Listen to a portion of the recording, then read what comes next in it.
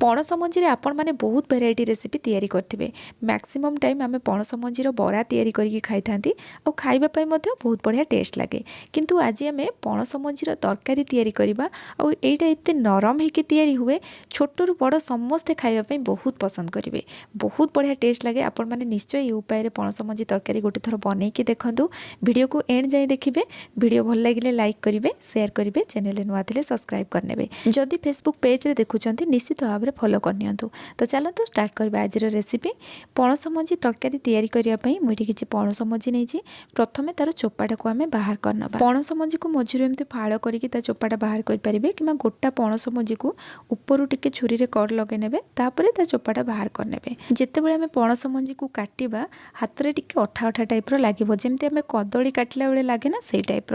आपड़ चाहिए हाथ में टिके तेल लगेकी या काटि पारे। पणस मंजीर चोपा को आम बाहर कर सारा एमती छोट छोट पीस रे काटी नबा। तो ये मुझे सबू मंजी को छोट छोट पीस रे काटी नहीं और काटी सारा भल भाव में धोई नहीं गोटे गिनारे एमती मापिकी नबा, जहाँफल पानी मेजरमेंट से अनुसार आम रखा। तो ये आम पणस मंजी रेडी हो गला।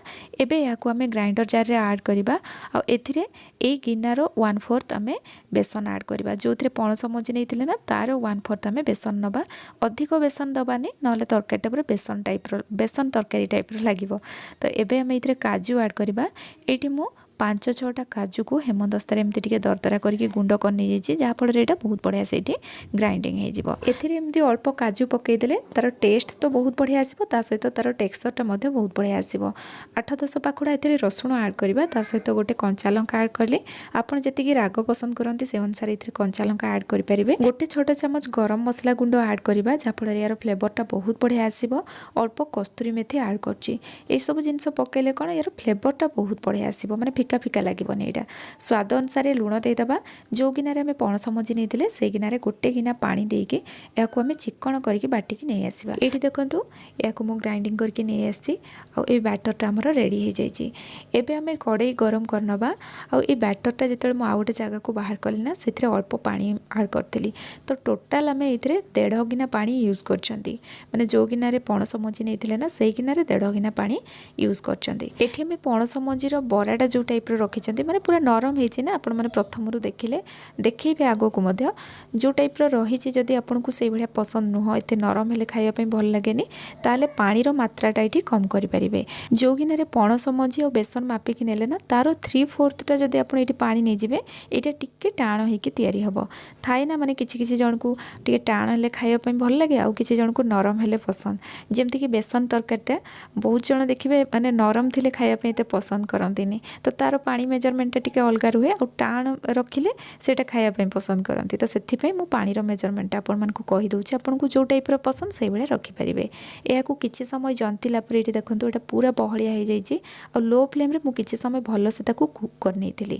एबे आमे गोटे प्लेट रे तेल लगे नबा, ये जंतुणीटा को आनिक आमे ऐड करबा। प्लेट रे एमती तेल लगे देले जिते बड़े याकू आमे काटिके बाहर करबा इजिली ये बाहरी जीवो। एबे आमे पानी हाथ होइके याकू प्रेस करके आमे सेट करनबा। माने ये गरम अच्छी ना, आप केयरफुली करेंगे और हाथ में पानी लगे नहीं। तो ये मुझे सेट करनेली किसी समय ठंडा हाँपाई छाड़देबा। फैन तले 15-20 मिनट पाखापाखि रखीदेले ना यहाँ बढ़िया से ठंडा हो। तो ये देखो या भल भाव में ठंडा करनी। एबे यहाँ आम काटी नबा।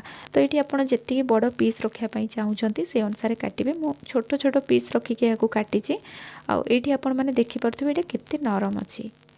आपण मानक ये देखा देखो बहुत नरम अच्छी। मुझे आपण मानक कहली ये टेक्सचरटा जदि पसंद ना आपण पानी कम करके भी यहाँ तैयारी करेंगे, किंतु ये बड़ी उपाय जब तैयारी कले ये बहुत नरम हुए। एबे यहाँ आम फ्राए करनबा। तो कड़े गरम करनबा, ये ऐड करबा सोरिष तेल टी अधिक तेल देथिबा। यहाँ फ्राए करके बाहर कर सारा पर ये तेल रे ही आम तरकारी करनबा। गैस रो फ्लेम हाई रखा और ये पणस मंजीर बरा गुड़ा को ये ऐड करबा। यहाँ पणस मंजीर बरा तो नुह, यहाँ पणस मंजीर पनीर जमी देखा आपण मैंने यहाँ कौन कहे मत निश्चय कमेंट सेक्शन में जनइबे। ये देखो गैस रो फ्लेम हाई रखिकी मु किस समय भाजी नेली। यहाँ भाजी होगापी अधिक समय बिल्कुल भी लगे, कम समय एमती पूरा गोल्डन कलर हो। और ये देखो ये कितने सुंदर कलर आसी भाया गोल्डन कलर होगी भाजी है यहाँ आम बाहर करनबा। तो ये देखो मु सबुगुड़ा को बाहर कर नहीं बहुत सुंदर कलर आसी। मु भाजी सारा तार भितर पर्सनटा कौ भाया थी मुझे देखई दूसरी देखो ये टाइप रहिबो। तो आमर ये रेडी हो गला। एबे चलतु या गोटे आम मसला तैयारी करवा। मसला ये मु 2टा बड़ साइज्र टमाटर नहीं 8-10 पाखुड़ा रसुण ता सहित 1 इंच अदा को मुझे काटिकी आड कली। एबे आम ये कंचा लंका आड करवा। आपड़ जी राग पसंद करती से अनुसार ये कंचा लंका आड करेंगे। ता सहित 1 चामच ये धड़ा राशि आड कर राशि पकईले आप भावेनि केमती कौन टेस्ट लगे बोली। बहुत बढ़िया टेस्ट लगे जदि के बनई ना ये उपाय निश्चय तैयारी करेंगे। ता सहित धनिया पत्रर तर डेम्फ गुड़ा को ये आड करवा। यह ग्राइंडिंग करके नहीं आसवा। ये आम पानी आड करना जेहेतु टमाटो नहीं ना से ग्राइंडिंग हो जो तेलटा रही जाता से आम तरकारी तैयारी करवा। गोटा गरम मसला मुझे डालचीनी नहीं लवंग तेजपत्र हाफ छोट चामच जीरा ता सहित अल्प टिके अलैच आड कर जगह गुजराती गोटे 2टा ये आड करेंगे। यह आम गैस फ्लेम लो करके तेल टिके समय भाजीदे जहाँफल गोटा गरम मसलार फ्लेवरटा ये बढ़िया से पलि आसो।